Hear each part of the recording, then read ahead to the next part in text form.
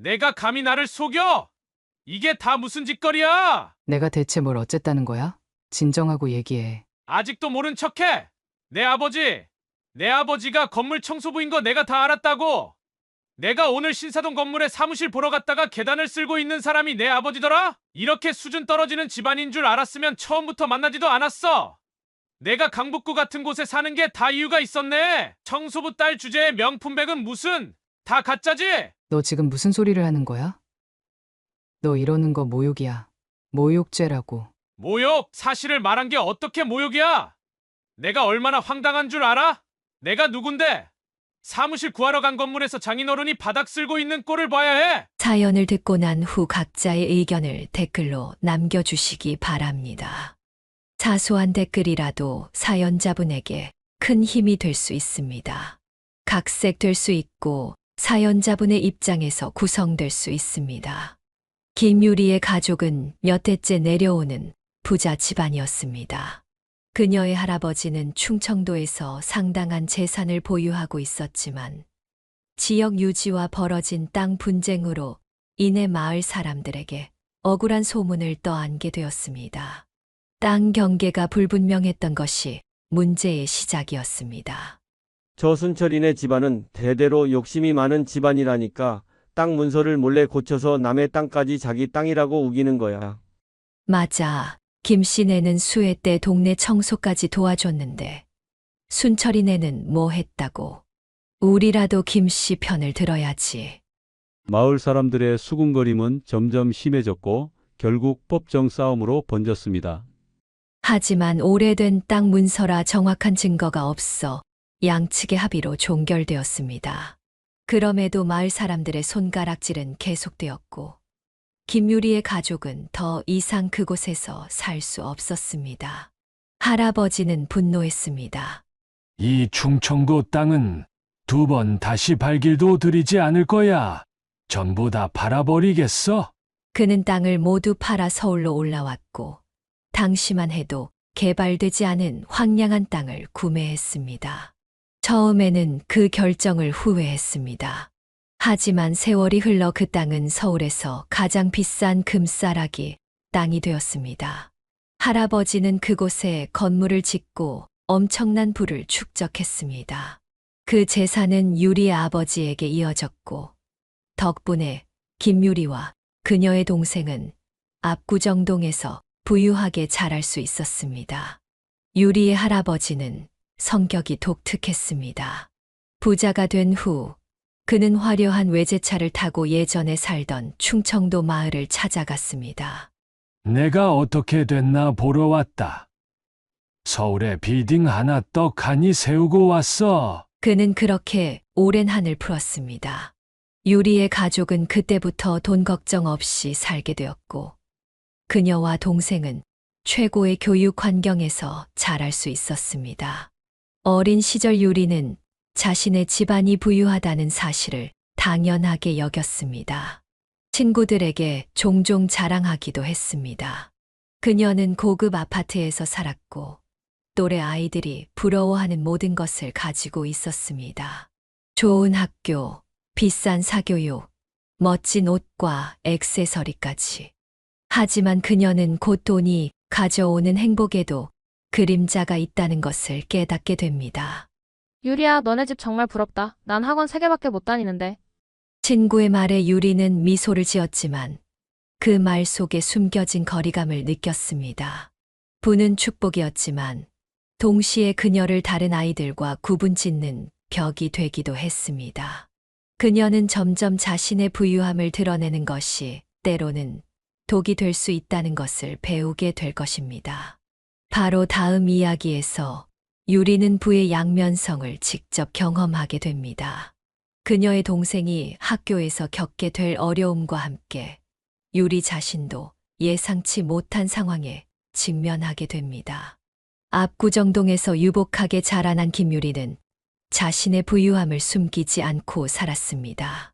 그녀에게 명품 옷과 비싼 장난감, 고급스러운 생일 파티는 일상이었습니다. 하지만 초등학교에 입학하면서 그녀는 돈이 사람들 사이에 보이지 않는 계급을 만들어낸다는 쓰라린 현실을 맞닥뜨리게 되었습니다. 야, 너네 생일 파티 호텔에서 한다며? 우리도 초대해줘. 친구들은 유리의 부유함에 관심을 보였고 그녀는 인기를 얻었습니다. 하지만 그 인기가 진정한 우정인지 의심스러울 때가 많았습니다. 그럼에도 유리는 사교성이 좋아 친구들과 원만하게 지냈습니다. 문제는 그녀의 2살 어린 동생에게서 시작되었습니다. 내성적인 성격의 동생은 학교에서 적응하는데 어려움을 겪었습니다. 공부를 잘했지만 그것이 오히려 질투의 대상이 되었습니다. 어느 날 유리는 동생의 교복에 발자국 자국을 발견했습니다. 어머, 이게 뭐야? 누가 너를 밟았어? 아니야. 그냥 넘어졌어. 신경 쓰지 마. 동생은 괜찮다고 말했지만 그의 눈빛에서 뭔가 심각한 일이 벌어지고 있음을 유리는 직감했습니다. 동생은 잘못된 것을 바로잡으려는 정의감이 강했고 그것이 다른 아이들에게는 고자질쟁이로 비춰졌습니다. 쟤는 뭐만 하면 선생님한테 일러 우리끼리 해결하면 될 일을 왜 어른들 불러와서 복잡하게 만드는 거야? 그부들은 이렇게 수군거리며 동생을 점점 고립시켰습니다. 그의 책가방에서 물건이 사라지기 시작했고 점심시간에는 혼자 밥을 먹어야 했습니다. 상황이 심각해지자 유리는 더 이상 참을 수 없었습니다. 동생이 학교에서 큰 문제가 있어요. 누군가 물건을 훔치고 옷에 발자국 자국도 있었어요. 부모님은 즉시 학교를 찾아갔고 할아버지까지 동행했습니다. 할아버지는 학교 교장실에서 목소리를 높였습니다. 내 손자가 이런 대우를 받다니 이게 말이 됩니까? 이 학교는 아이들을 보호할 능력이 없는 겁니까? 그러나 이런 강경한 대응은 오히려 상황을 악화시켰습니다. 교사들은 일시적으로 감시를 강화했지만 동생에 대한 괴롭힘은 더 교묘하고 은밀해졌습니다. 동생의 신발 속에 못이 발견되었고 체육 시간에는 아무도 그와 팀을 이루려 하지 않았습니다. 결국 동생은 등교를 거부했습니다. 학교에 안 갈래. 가기 싫어. 매일 아침 동생은 배가 아프다며 학교 가기를 거부했습니다. 의사는 신체적인 문제가 없다고 진단했고 심리적 스트레스가 원인이라고 설명했습니다. 부모님은 심각한 고민 끝에 가족 전체가 이사를 결정했습니다. 정말 이사 가야 해? 내 친구들은 어떡해? 유리는 눈물을 흘리며 물었습니다. 동생이 지금 너무 힘들어 하잖아. 가족은 서로 도와야지. 새로운 학교에서 새 친구들을 사귀면 돼. 어머니는 그녀를 위로했지만 10대 소녀에게 모든 친구 관계를 뒤로하고 떠나는 것은 쉬운 일이 아니었습니다.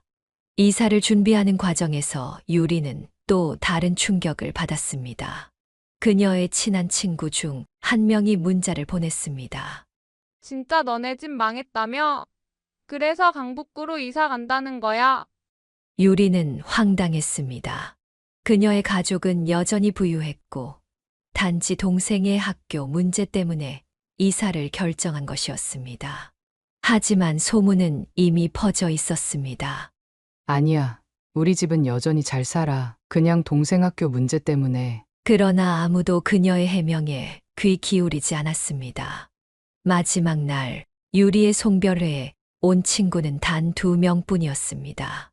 나머지는 이미 그녀를 몰락한 부잣집 딸로 낙인 찍고 멀리하기 시작했습니다. 새 출발은 쉽지 않았습니다.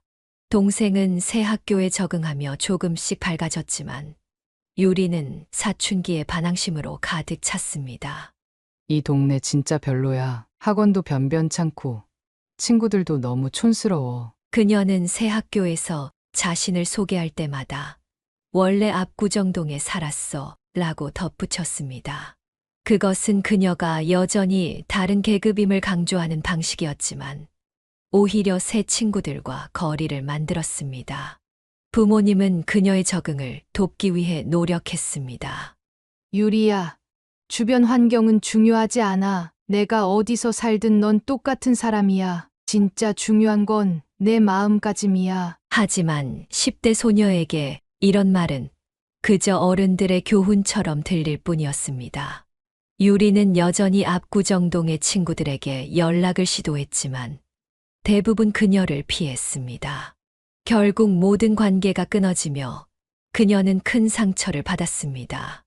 이 경험은 유리에게 돈과 계급이 우정과 인간관계에 어떤 영향을 미치는지 뼈저리게 느끼게 했습니다. 그녀는 부의 양면성을 직접 체험했고 이것은 앞으로 그녀의 삶에 큰 영향을 미치게 될 것입니다. 대학에 입학한 그녀는 고등학교 때의 상처를 뒤로하고 대학 생활에서는 인정받는 사람이 되고 싶었습니다. 첫 오리엔테이션에서 그녀는 자연스럽게 자신의 과거를 꺼내기 시작했습니다. 사실 나 원래 압구정동에 살았었어. 거기서 초중학교 다 나왔어. 그녀의 말에 동기들은 관심을 보였습니다. 강남에서 온 학생은 어딘지 모르게 달라 보였기 때문이었습니다. 진짜. 우와. 압구정이면 완전 부자네. 거기 집값 장난 아닌데. 그럼 사립국제학교 같은 데 다녔겠네. 영어 잘하겠다. 유리는 이런 반응이 기분 좋았습니다. 강북구에서 느꼈던 소외감을 대학에서는 느끼고 싶지 않았기 때문이었습니다. 그녀는 과거 압구정동에서의 생활을 종종 이야기하며 동기들 사이에서 자신의 위치를 세워나갔습니다. 우리 집 앞에 유명한 카페 있었는데 연예인들 자주 왔어. 한 번은 내가 아이돌이랑 엘리베이터를 같이 탄 적도 있어. 그러나 이런 태도가 모두에게 호감을 샀던 것은 아니었습니다. 몇몇 동기들은 유리가 지나치게 과거 이야기만 한다고 느꼈습니다. 특히 정은아라는 동기는 유리의 말을 의심스럽게 생각했습니다. 어느 날 정은아는 대학 선배 중 유리와 같은 고등학교를 나온 사람이 있다는 것을 알게 되었습니다. 그녀는 그 선배에게 유리에 대해 물었습니다. 김유리? 아, 원래 압구정에 살긴 했던 것 같은데 고등학교 때는 강북구에 살았어. 집이 갑자기 망했다는 것 같던데. 이 정보를 얻은 정은아는 다른 동기들에게 이 이야기를 전하기 시작했습니다. 소문은 순식간에 퍼졌고 왜곡되기 시작했습니다. 있잖아. 유리 알지? 걔네 집 진짜 망했대. 근데도 자기 압구정 살 때 얘기만 하면서 허세 부린대. 그래, 나도 이상하다고 생각했어. 압구정에 살았다면서 현재 생활은 전혀 그렇지 않잖아. 유리는 이런 이야기를 모르는 척했지만 점점 동기들의 태도가 달라지는 것을 느꼈습니다. 한 번은 그녀가 들고 다니는 브랜드 가방에 대한 이야기가 나왔습니다. 저 가방 진짜일까? 난 짝퉁 같은데. 그럼 집도 망했는데 어떻게 진짜 명품을 들고 다니겠어? 분명히 가짜야. 소문은 점점 더 악랄해졌습니다. 유리가 듣게 된 가장 충격적인 소문은 그녀가 명품을 구입하기 위해 불법적인 일을 한다는 것이었습니다. 걔 알바한다는데. 근데 뭔가 이상한 알바인 것 같대. 밤에만 일한대. 에이, 설마 그런 짓까지 하겠어? 이런 말도 안 되는 소문이 퍼지자 유리는 극심한 스트레스에 시달렸습니다. 그러나 그녀의 외모가 그렇게 뛰어나지 않다는 점이 오히려 이런 최악의 소문을 잠재웠습니다. 걔가 그런 일 한다고? 말이 안 되지. 그런 일 하려면 최소한 외모가 출중해요. 이런 말이 들리면 유리는 모욕감과 동시에 이상한 안도감을 느꼈습니다. 자신의 외모를 비하하는 말이지만 최소한 가장 나쁜 소문은 잦아드는 효과가 있었기 때문이었습니다. 교실에서 나오는 길에 정은아가 직접 유리에게 물었습니다. 너 진짜 압구정에 살았었어. 근데 왜 강북구로 이사 갔어? 보통 압구정에 사는 사람들은 그 동네 벗어나기 싫어하던데. 유리는 당황했습니다. 갑자기 그건 왜 물어보는 거야? 무슨 문제라도 있어? 아니, 그냥 궁금해서. 사실 내가 집이 망해서 이사 갔다는 얘기를 들었거든. 뭐, 어디서 그런 말을 들은 거야? 우리 집은 망하지 않았어. 그냥 동생 학교 문제 때문에 이사한 거라고. 하지만 이미 퍼진 소문은 유리의 해명으로 막을 수 없었습니다. 동기들은 그녀의 말을 믿지 않았고 오히려 더 의심했습니다. 그래서 너 들고 다니는 명품 가방은 다 진짜야? 가짜면 인정해. 우리가 뭐라고 하겠어. 당연히 진짜지. 내가 왜 가짜 가방을 들고 다녀야 해. 유리는 분노했지만 동시에 눈물이 났습니다. 사실 그녀의 가방은 모두 진품이었습니다. 할아버지가 주신 용돈으로 구입한 것들이었죠. 하지만 그녀가 아무리 해명해도 동기들은 믿지 않았습니다. 기숙사 방에 돌아온 유리는 베개에 얼굴을 파묻고 울었습니다. 누구에게도 보이고 싶지 않은 눈물이었습니다. 그녀는 자신이 왜 이렇게 허세를 부렸는지 후회했습니다.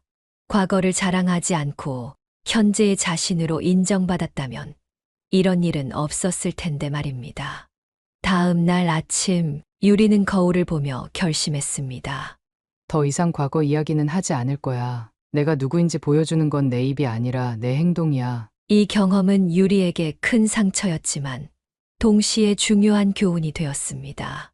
그녀는 겉으로는 아무렇지 않은 척 강한 모습을 보였지만 밤마다 눈물을 삼켰습니다.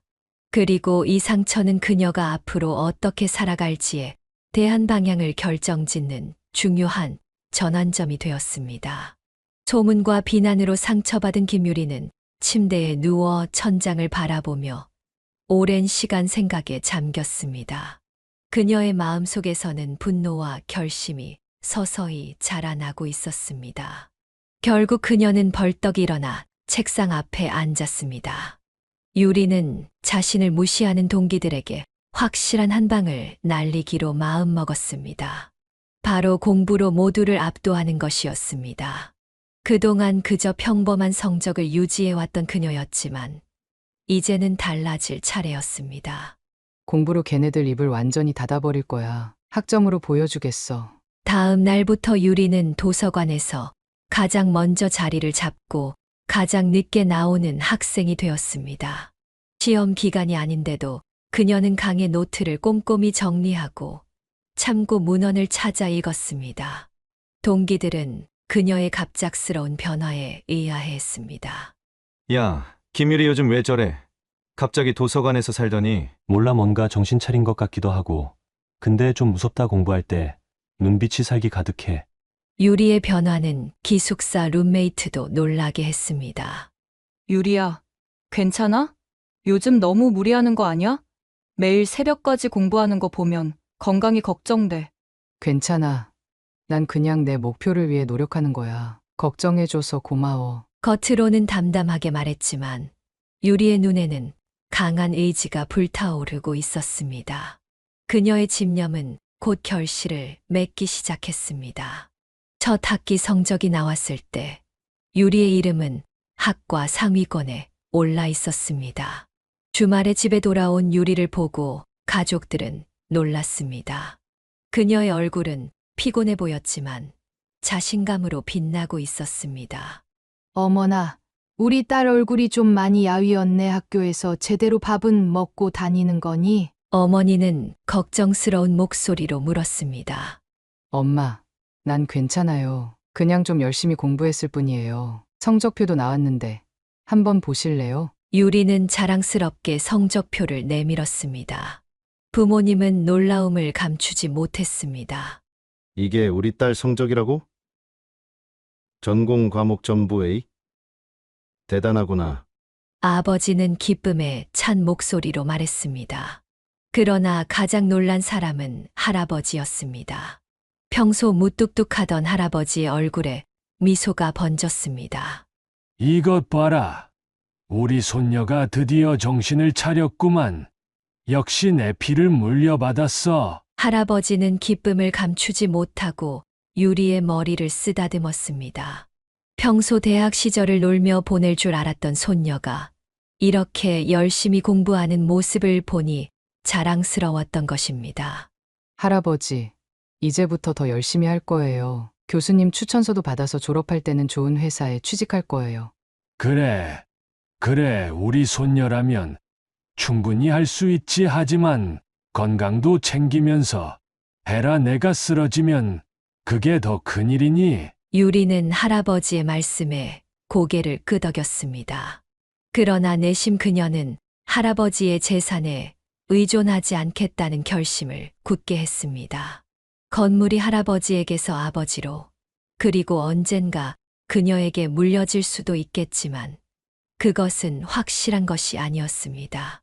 서류 한 장이면 모든 것이 바뀔 수 있어. 내 인생은 내가 책임져야 해. 그녀는 자신의 밥그릇은 스스로 챙겨야 한다는 신념으로 더욱 공부에 매진했습니다. 학기가 지날수록 유리의 성적은 상승했고 교수들도 그녀의 열정과 능력을 인정하기 시작했습니다. 누구보다 열심히 수업에 참여하고 질문하고 과제를 완벽하게 해내는 유리를 모르는 교수는 없었습니다. 졸업을 앞두고 유리는 자신이 원하던 회사의 인턴십 기회를 얻었습니다. 그것은 작지만 혁신적인 벤처기업이었습니다. 연봉이 높지는 않았지만 미래가 밝은 회사였습니다. 인턴십을 마친 유리는 정직원 제안을 받았고 다른 취업 제안들을 제쳐두고 그 벤처기업을 선택했습니다. 그녀가 인턴십 동안 보여준 능력과 열정이 회사 경영진에게 깊은 인상을 남겼기 때문이었습니다. 취업 소식을 들은 할아버지는 조금 실망한 기색이었습니다. 뭐, 그런 작은 회사에 들어간다고? 왜 하필 이름도 그런 생소한 중소기업에 가야 하는 거니? 할아버지, 이 회사는 규모는 작지만 성장 가능성이 무궁무진해요. 제가 직접 살펴본 결과예요. 저는 이 회사에서 많은 것을 배우고 성장할 수 있을 거라 확신해요. 할아버지는 고개를 저었지만 더 이상 말리지는 않았습니다. 유리의 눈빛에서 결심이 보였기 때문입니다. 유리는 첫 월급을 받던 날, 그 기쁨을 평생 잊지 못할 것 같았습니다. 비록 금액은 크지 않았지만 온전히 자신의 노력으로 번 돈이라는 사실이 그녀에게 큰 자부심을 주었습니다. 이제 시작이야. 내 발로 서서 내 길을 가는 거야. 그녀는 그동안의 여정을 돌아보며 미소를 지었습니다. 소문과 비난에 상처받았던 자신이 이제는 당당히 사회에 첫 발을 내딛게 되었습니다. 이 모든 것이 자신의 노력과 집념 덕분이었습니다.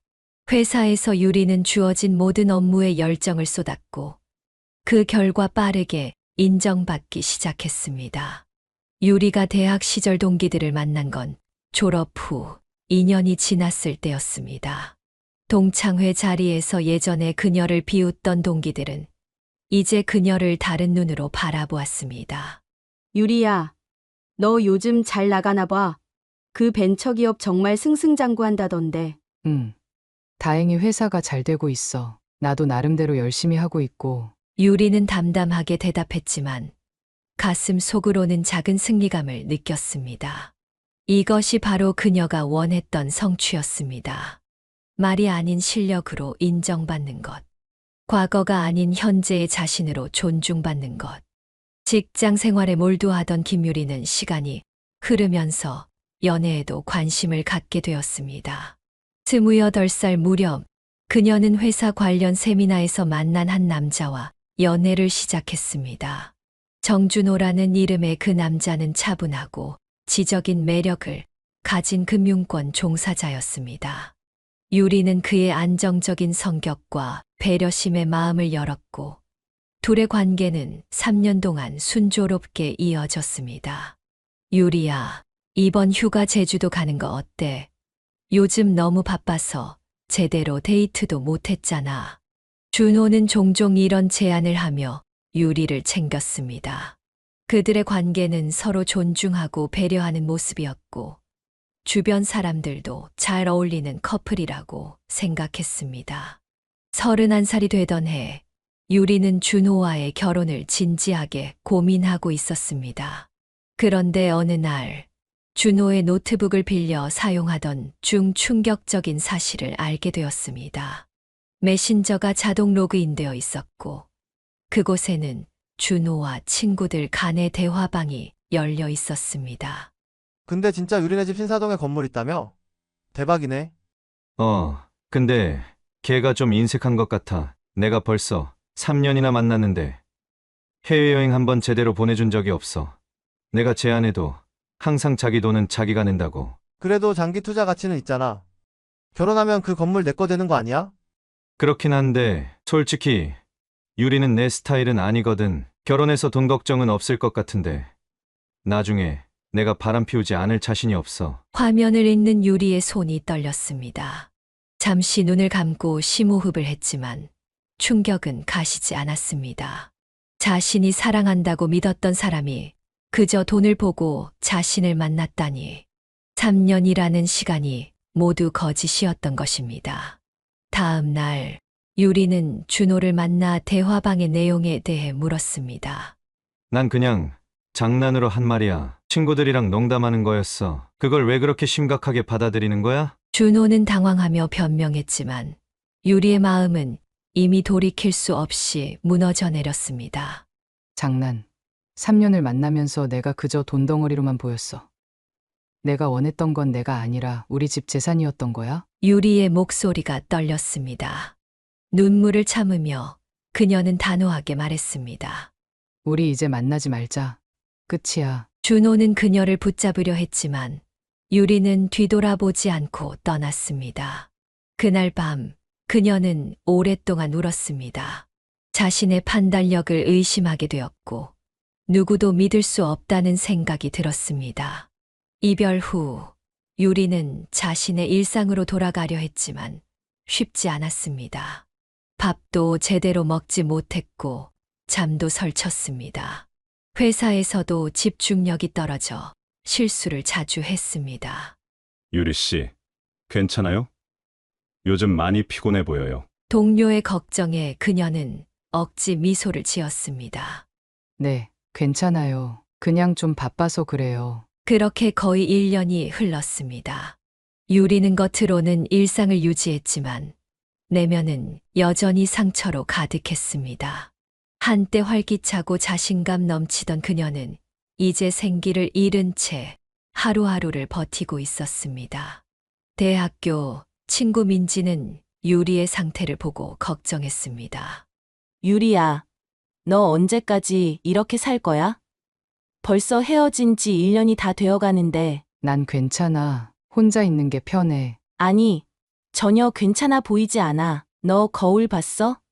완전 헬쑥해졌어. 이제 새로운 사람도 만나고 그래야지. 연애? 됐어. 다시는 그런 거 안 할 거야. 민지는 한숨을 쉬었습니다.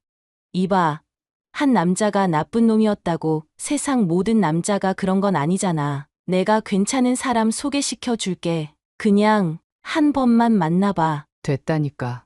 난 관심 없어. 유리야, 식사 한 번 하는 게 뭐가 그렇게 어려워? 내가 32살이란 거 알아? 이러다가 골든타임 다 놓친다. 유리는 친구의 끈질긴 설득에 결국 입을 열었습니다. 그 사람한테 뭐라고 말했어?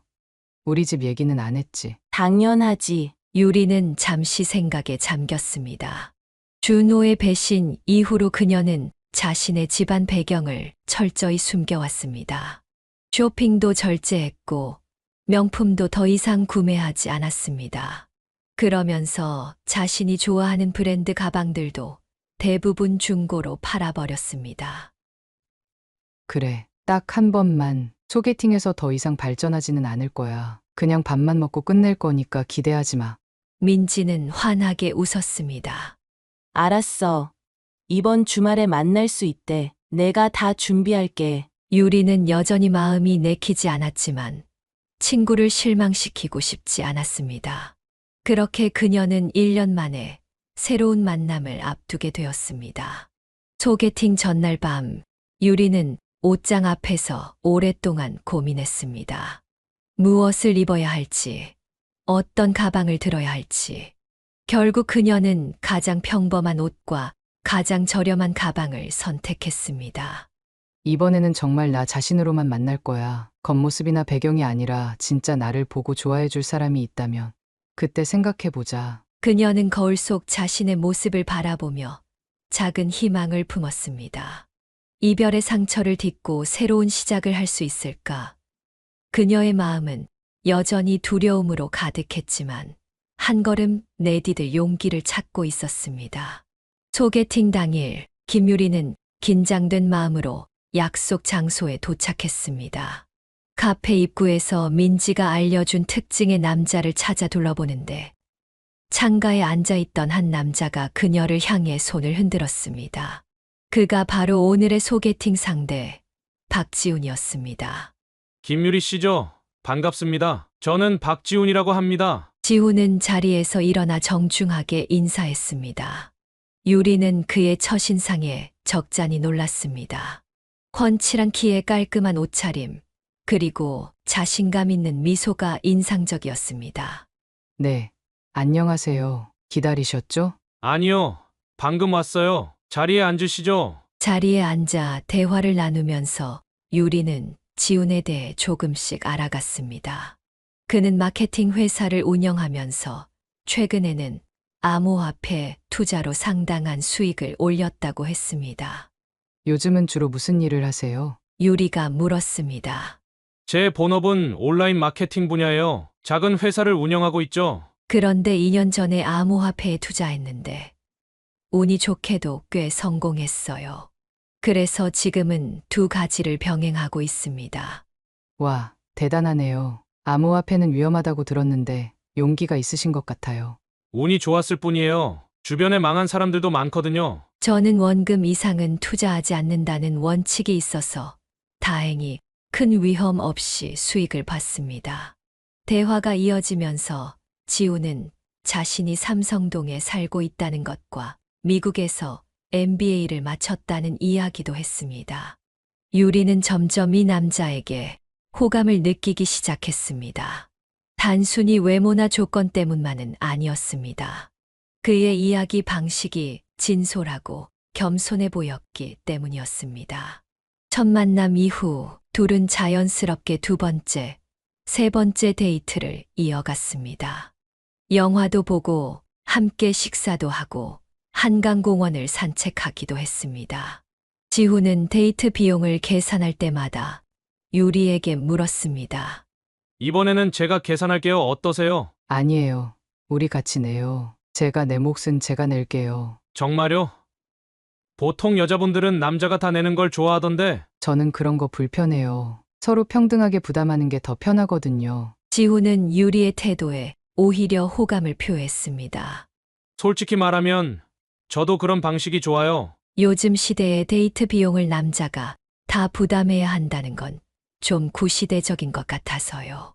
서로 독립적인 경제력을 가진 성인으로서 평등하게 나누는 게 맞는 것 같아요.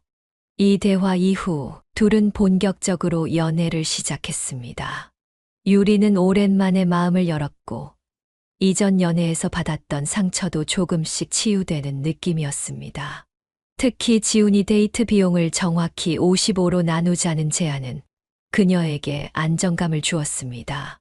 매번 계산하는 게 좀 번거롭지 않아? 유리가 어느 날 물었습니다. 그러게, 우리 이렇게 하면 어때? 데이트 비용 전용 통장을 하나 만들어서 매달 일정 금액을 각자 넣어두는 거야. 그리고 데이트할 때 그 통장으로 결제하는 거지. 좋은 생각이네.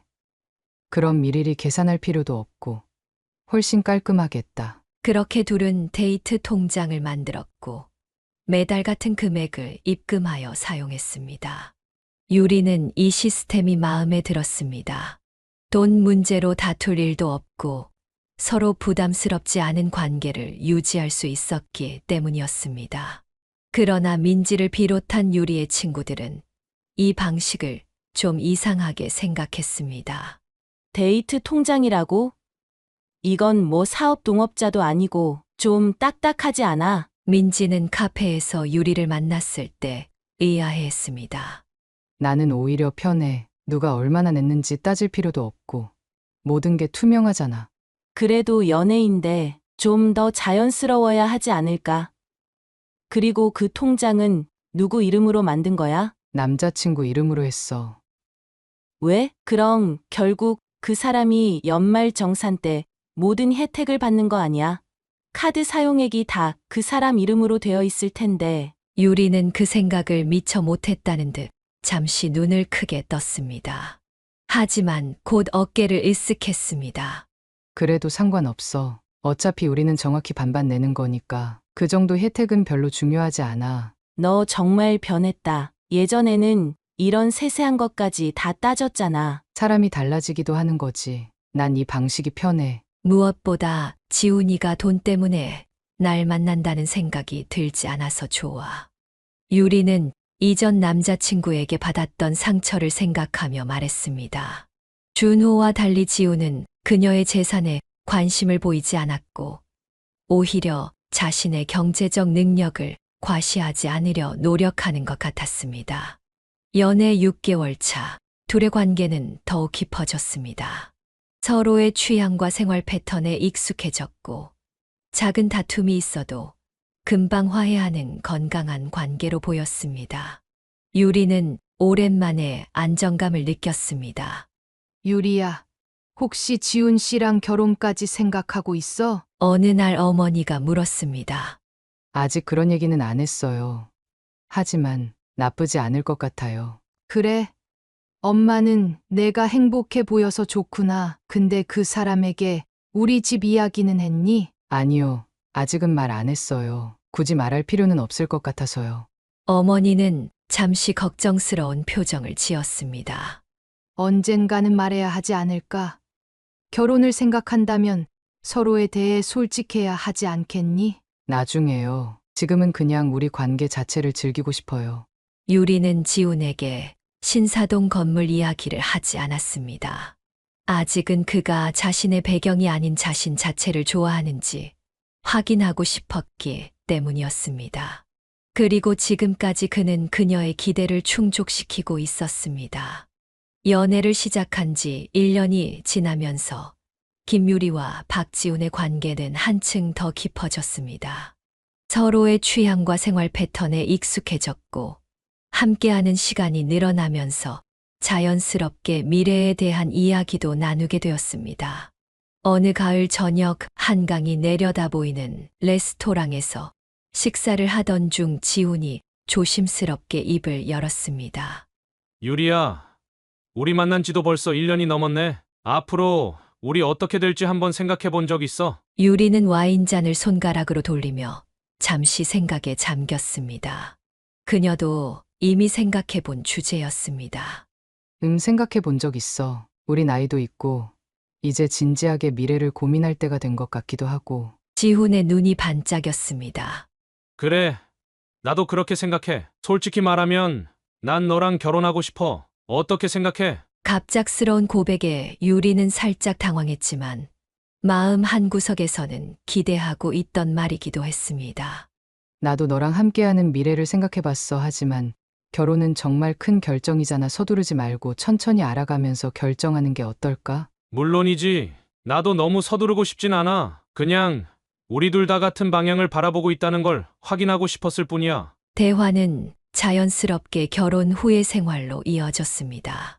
어디에 살지, 아이는 몇 명을 가질지, 각자의 커리어는 어떻게 할지 등 다양한 주제를 나누었습니다.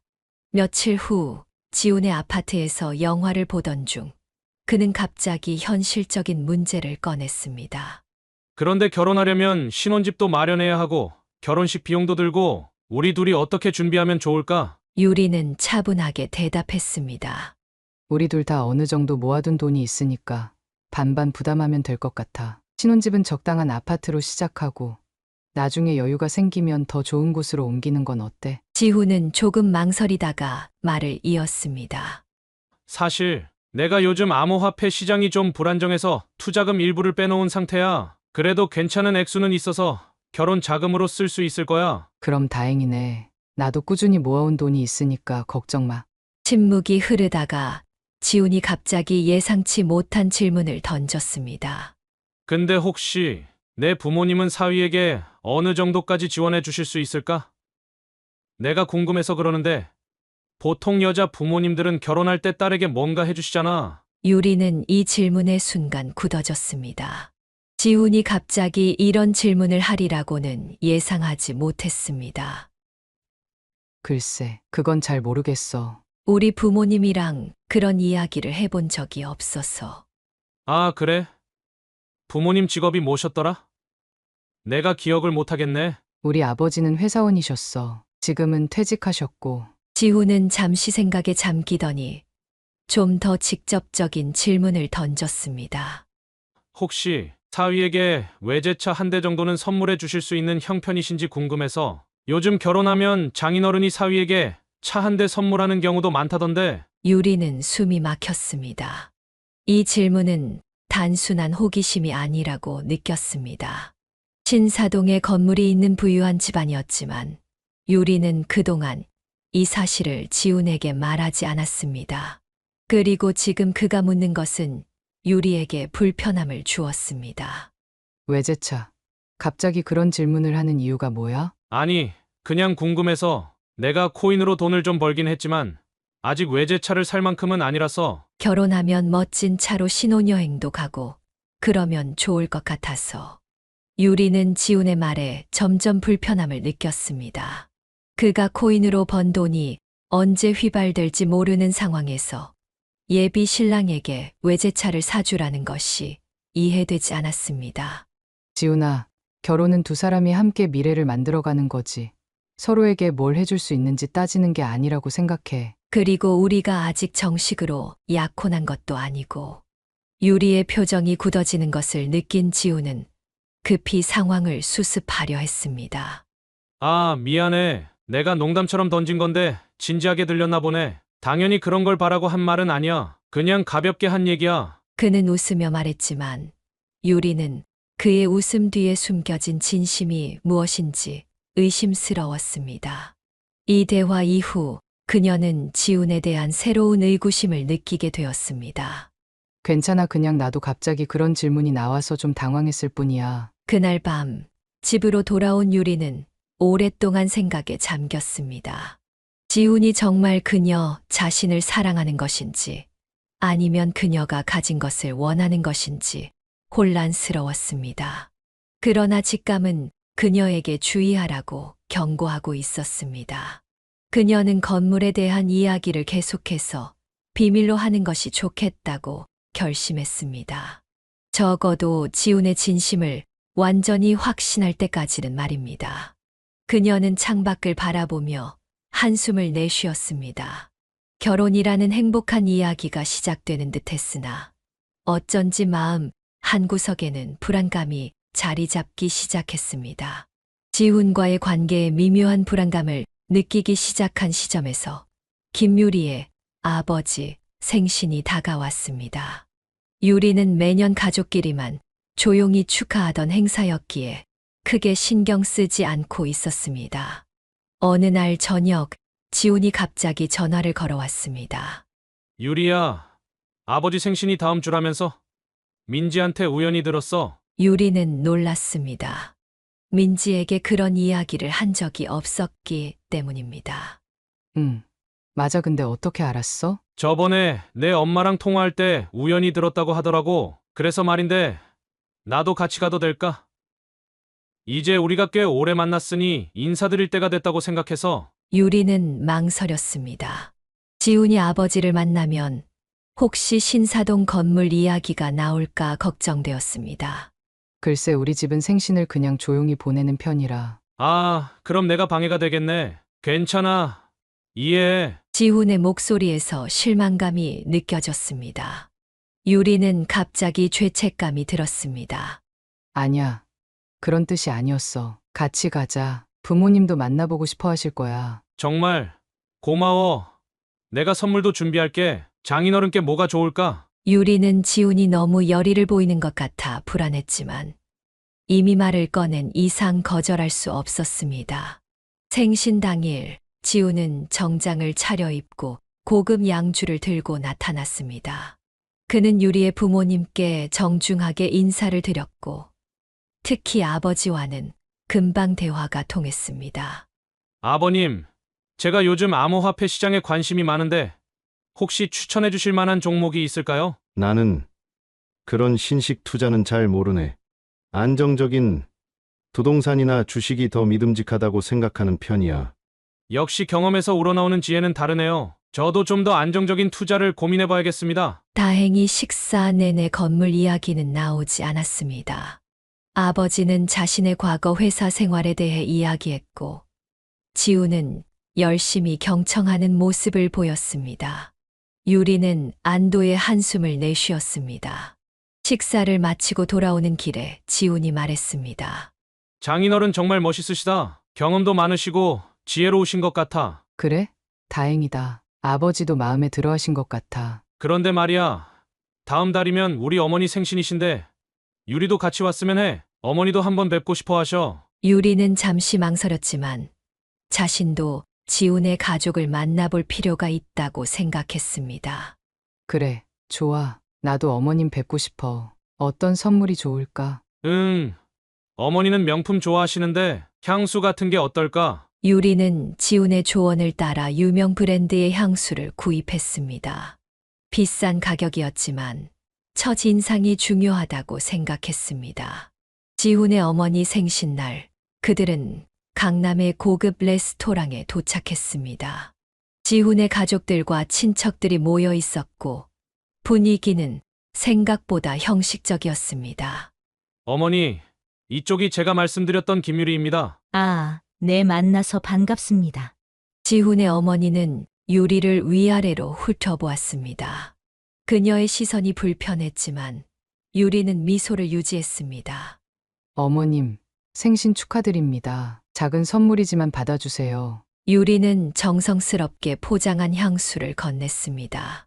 지훈의 어머니는 선물을 열어보더니 표정이 변했습니다. 어머, 이런 걸 다 난 향수를 안 뿌리는데. 요즘 젊은 사람들은 선물 전에 취향을 좀 알아보고 사는 것이 예의 아닌가? 유리는 당황했습니다. 지훈이 추천한 선물이었는데 어머니가 향수를 안 쓴다는 사실을 알려주지 않았던 것입니다. 죄송합니다, 어머님. 제가 미리 확인하지 못했네요. 괜찮아요. 다음부턴 좀 더 신경 써서 준비하세요. 유리는 얼굴이 화끈거렸습니다. 지훈은 아무 말도 하지 않고 어색하게 웃기만 했습니다. 식사가 끝나갈 무렵 갑작스러운 일이 벌어졌습니다. 지훈이 자리에서 일어나더니 모두의 시선이 집중된 가운데 한쪽 무릎을 꿇었습니다. 오늘 저에게 특별한 날입니다. 어머니의 생신을 축하드리면서 동시에 제 인생의 가장 중요한 결정을 하려고 합니다. 그는 주머니에서 작은 상자를 꺼내 유리 앞에 내밀었습니다. 유리야, 너랑 함께 평생을 살고 싶어. 나랑 결혼해 줄래? 유리는 완전히 얼어붙었습니다. 이런 상황을 전혀 예상하지 못했습니다. 주변에서는 환호성과 박수 소리가 터져 나왔습니다. 모든 사람들이 지켜보는 가운데 유리는 어쩔 수 없이 고개를 끄덕였습니다. 지우는 그녀의 손가락에 반지를 끼워 주었고 더 큰 박수 소리가 울려 퍼졌습니다. 집으로 돌아오는 차 안에서 유리는 말없이 창밖만 바라보았습니다. 왜 그래? 기쁘지 않아? 왜 미리 말해주지 않았어? 난 전혀 준비가 안 됐었어. 깜짝 이벤트로 하고 싶었어. 다들 좋아했잖아. 그건 너희 가족이지. 내 마음은 아니야. 이렇게 갑자기 프로포즈를 하다니. 난 아직 충분히 생각할 시간이 필요해. 이미 받아들였잖아. 이제 우리 약혼한 거야. 유리는 더 이상 말을 잇지 못했습니다. 갑작스럽게 진행된 상황에 머리가 어지러웠습니다. 다음 날부터 지우는 마치 결혼이 확정된 것처럼 행동하기 시작했습니다. 우리 결혼식은 호텔에서 해야 해. 내가 마케팅 사업을 하는 사람인데 체면도 있고 비용은 걱정 마. 내가 주식이랑 코인으로 번 돈이 있으니까. 신혼여행은 몰디브 어때? 아, 그리고 나 요즘 신사동에 사무실 자리 알아보고 있어. 한강 뷰가 있는 고층으로 생각 중인데 어떻게 생각해? 유리는 지훈의 허세 가득한 계획들을 들으며 점점 불안해졌습니다. 그가 정말 그런 비용을 감당할 수 있을지 의문이었고 무엇보다 그의 진심이 의심스러웠습니다. 너무 서두르는 거 아닐까? 예산도 생각해야 하고. 걱정 마. 다 계획이 있어. 나 요즘 사업 확장도 준비 중이고 투자도 잘 되고 있으니까. 하지만 유리는 지훈이 실제로 어떤 일을 하는지, 그의 재정 상태가 어떤지 정확히 알지 못했습니다. 그저 그가 하는 말만 믿어야 했습니다. 밤마다 유리는 이 상황에 대해 깊이 생각했습니다. 지훈과의 결혼이 정말 자신이 원하는 것인지 아니면 그저 상황에 떠밀려 결정된 것인지 혼란스러웠습니다. 이렇게 급하게 결정하는 게 맞는 걸까? 지훈이 정말 나를 사랑해서 그러는 걸까? 아니면 다른 이유가 있는 걸까? 그녀의 마음속에는 점점 결혼에 대한 회의감이 커져갔습니다. 혼란스러운 마음을 안고 지내던 어느 날 오후, 김유리의 휴대폰이 요란하게 울렸습니다. 발신자 화면에 지훈의 이름이 떠 있었습니다. 여보세요? 유리야, 지금 어디야? 당장 얘기할 게 있어. 중요한 거야. 지훈의 목소리는 평소와 달리 분노로 떨리고 있었습니다. 유리는 등줄기에 식은땀이 흐르는 것을 느꼈습니다. 집이야. 무슨 일인데 그래? 그대로 있어. 내가 지금 갈게. 전화가 끊겼고 유리는 불안감에 휩싸였습니다. 지훈이 이렇게 격앙된 목소리로 말한 적은 처음이었습니다. 무슨 일이 벌어진 걸까? 20분 후 아파트 현관문이 거칠게 두드려졌습니다. 유리가 문을 열자마자 지훈이 화가 치밀어 오른 얼굴로 거실로 쳐들어왔습니다. 내가 감히 나를 속여? 이게 다 무슨 짓거리야? 유리는 공포에 질렸습니다. 지훈의 눈은 광기로 충혈되어 있었고 주먹을 불끈 쥐고 있었습니다. 내가 대체 뭘 어쨌다는 거야? 진정하고 얘기해. 아직도 모른 척해. 내 아버지가 건물 청소부인 거 내가 다 알았다고. 내가 오늘 신사동 건물에 사무실 보러 갔다가 계단을 쓸고 있는 사람이 내 아버지더라? 유리는 충격으로 말문이 막혔습니다. 지훈은 계속해서 욕설을 퍼부었습니다. 이렇게 수준 떨어지는 집안인 줄 알았으면 처음부터 만나지도 않았어. 내가 강북구 같은 곳에 사는 게 다 이유가 있었네. 청소부 딸 주제에 명품백은 무슨 다 가짜지? 유리의 뺨이 화끈거렸습니다. 그녀는 분노로 몸을 떨었습니다. 너 지금 무슨 소리를 하는 거야? 너 이러는 거 모욕이야. 모욕죄라고. 모욕? 사실을 말한 게 어떻게 모욕이야? 내가 얼마나 황당한 줄 알아? 내가 누군데? 사무실 구하러 간 건물에서 장인어른이 바닥 쓸고 있는 꼴을 봐야 해? 갑자기 방문이 열리고 유리의 아버지가 나타났습니다. 그는 지훈의 고함 소리를 듣고 나온 것이었습니다. 여기서 무슨 소라냐? 누구를 청소부라고 했나? 지훈은 잠시 당황했지만 곧 더욱 오만한 태도를 취했습니다. 아, 장인어른이라고 불러드려야 할지 청소 아저씨라고 불러드려야 할지 모르겠네요. 오늘 신사동에서 걸레질 하시는 거 봤습니다. 체면 좀 생각하시지. 사위될 사람 앞에서 그런 꼴을 보이시면 어떡합니까? 유리는 아버지가 격분할 것이라 예상했지만 뜻밖에도 아버지는 비웃음을 지었습니다. 자네가 본 게 맞군. 내가 오늘 건물을 점검하느라 청소 상태를 확인하고 있었지. 점검? 하하, 말도 안 되는 변명이네요. 직접 걸레 들고 닦으시던데요. 유리의 아버지는 서랍에서 서류 뭉치를 꺼내 지훈의 얼굴 앞에 던졌습니다. 이 멍청한 놈. 자네가 사무실 보려던 그 건물이 내 거야. 내가 청소부가 아니라 건물주라고? 이게 등기부등본이야. 내 이름 적혀있지? 지훈의 얼굴에서 핏기가 싹 가셨습니다. 그는 서류를 떨리는 손으로 들어 확인했습니다. 분명 유리 아버지의 이름으로 된 건물 소유권 증명서였습니다. 이게 어떻게 아니? 이럴 수가. 내 건물은 내가 직접 관리한다. 관리인들이 구석구석 제대로 청소하는지 확인하는 건 당연한 일이지. 자네 같은 허세꾼은 이해 못하겠지만. 지훈은 서류를 내려놓고 태도를 180도 바꿨습니다. 아, 오해였군요. 정말 죄송합니다. 제가 순간 너무 놀라서. 장인어른, 아니 회장님 용서해 주세요. 유리는 경멸스러운 눈빛으로 지훈을 쳐다보았습니다. 이제 와서 뭘 바꿔. 너의 진짜 모습을 봤어. 넌 사람을 돈과 지위로만 판단하는 쓰레기였어. 아니야, 유리야. 내가 잠시 실수한 거야. 우리 관계는 너무 소중해. 이런 작은 오해로. 작은 오해? 넌 우리 아버지를 청소 아저씨라고 불렀어. 그리고 왜 갑자기 회장님이라고 불러? 내 진심은 뭐야? 지훈은 무릎을 꿇고 유리의 손을 잡으려 했습니다. 미안해. 정말 미안해. 난 너를 사랑해. 그리고 사실 내가 요즘 사업이 안 좋아서 코인도 많이 떨어지고. 유리가 비웃으며 그의 손을 뿌리쳤습니다.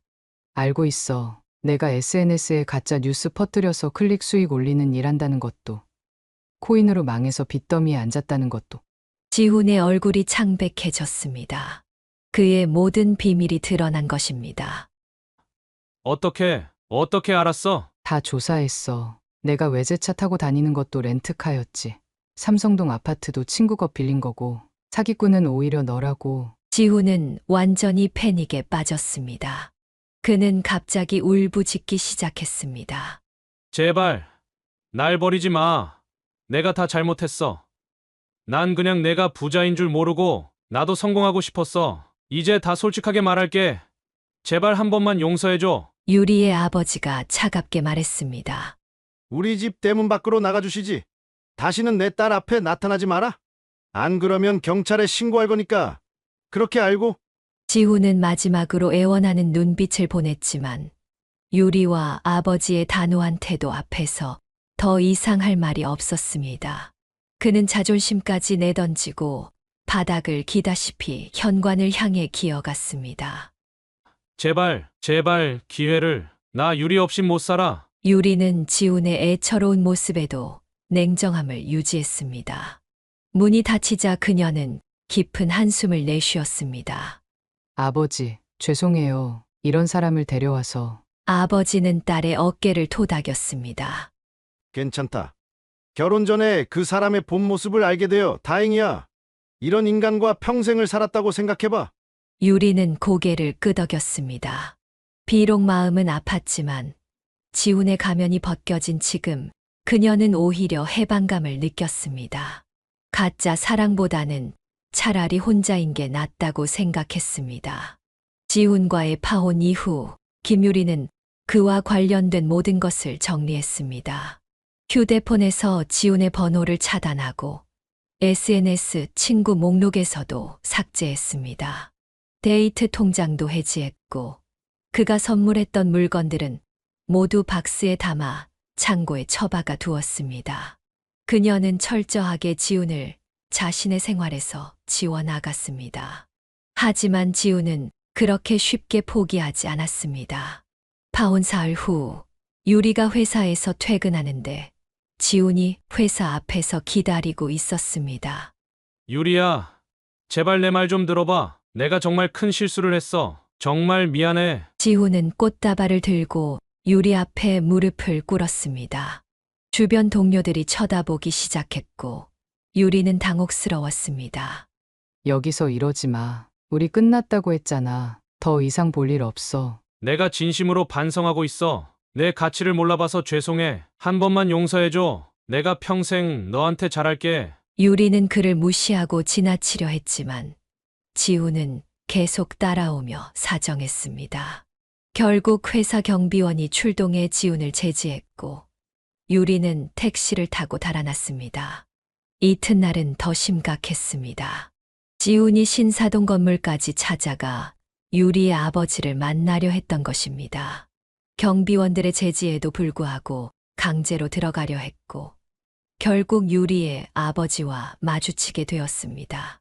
장인어른, 제발 저 좀 도와주세요. 유리를 다시 만나게 해주세요. 제가 잘못했습니다. 평생 후회하고 있어요. 유리의 아버지는 대걸레를 들고 있었는데 흥분한 지훈이 자꾸 다가오자 참지 못하고 대걸레로 그를 내리쳤습니다. 이 뻔뻔한 놈! 내 딸을 가지고 장난치다니! 당장 꺼져! 대걸레에 맞은 지훈은 비틀거리다 바닥에 넘어졌습니다. 주변에 있던 건물 직원들이 웃음을 참지 못했고 지훈은 창피함과 분노로 얼굴이 새빨개졌습니다. 이게 무슨 짓이에요?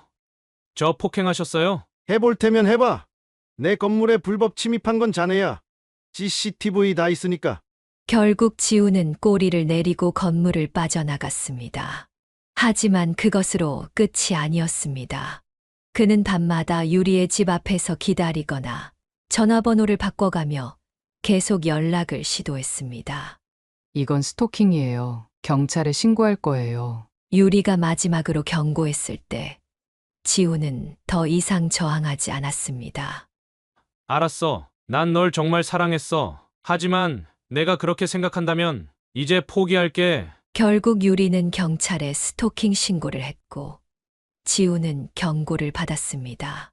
한 번만 더 접근하면 스토커 처벌법에 따라 처벌받게 된다는 경고에 그는 더 이상 나타나지 않았습니다. 몇 개월이 지나고 유리는 천천히 일상을 회복해 나갔습니다. 그녀는 연애보다는 자신의 커리어에 집중했고 취미 생활도 새롭게 시작했습니다. 유리야, 우리 동아리에서 좋은 사람 소개시켜 줄까? 정말 괜찮은 남자야. 친구 민지가 또 다시 소개팅을 권했지만 유리는 단호하게 거절했습니다. 됐어. 더 이상 소개팅 같은 건 안 해. 2번의 실패로 충분해. 그럼 평생 혼자 살 거야? 너도 이제 30 중반이잖아. 혼자 사는 게 어때서? 난 내 삶에 만족해. 그리고 정말 좋은 사람이 나타난다면 그건 자연스러운 만남을 통해서였으면 해. 유리는 이제 자신의 가치를 더 잘 알게 되었습니다. 남자친구가 없어도 결혼을 하지 않아도 충분히 행복할 수 있다는 것을 깨달았습니다. 그녀의 자신감은 업무 성과로도 이어졌고 회사에서 승진까지 하게 되었습니다. 하지만 부모님은 여전히 딸의 결혼을 걱정했습니다. 유리야, 엄마가 너무 걱정돼. 이번 일 때문에 평생 결혼을 안 할 생각은 아니지? 어머니가 조심스럽게 물었습니다. 엄마, 걱정 마세요. 제가 적절한 때에 좋은 사람 만나면 그때 생각할게요. 억지로 찾아 나서진 않을 거예요. 알았다. 엄마는 내가 행복하면 그걸로 충분해. 하지만 좋은 사람이 나타나면 마음을 너무 닫지는 말 거라. 유리는 미소를 지었습니다. 부모님의 걱정을 이해했지만 그녀는 이제 자신의 판단을 더 신뢰했습니다. 사람을 보는 눈이 점점 좋아질 거예요. 2번의 실패가 저를 더 강하게 만들었으니까요. 시간이 흐르면서 유리는 과거의 상처를 완전히 치유했습니다. 그녀는 종종 도서관에서 책을 읽거나 카페에서 여유롭게 시간을 보냈습니다. 자신만의 시간을 즐기는 법을 배운 것입니다. 어느 가을날 유리는 단풍이 아름다운 공원을 산책하고 있었습니다. 벤치에 앉아 책을 읽고 있는데 옆자리에 한 남자가 앉았습니다. 실례지만 그 책 정말 좋은 책이죠. 저도 얼마 전에 읽었는데 감동받았어요. 유리는 고개를 들어 남자를 바라보았습니다. 친절한 눈빛과 따뜻한 미소가 인상적이었습니다. 네, 정말 좋은 책이에요. 특히 주인공의 성장 과정이 인상적이더라고요. 자연스러운 대화가 이어졌고 두 사람은 책에 대한 이야기로 시간 가는 줄 모르게 대화를 나눴습니다. 헤어질 때 그 남자는 조심스럽게 물었습니다. 혹시 다음에 또 만나서 이야기를 나눌 수 있을까요? 유리는 잠시 생각했습니다. 그리고 미소를 지었습니다.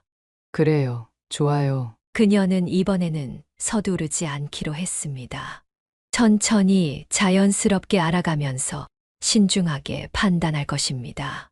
그리고 무엇보다 상대방의 진정한 가치를 볼 줄 아는 눈을 가지게 되었습니다.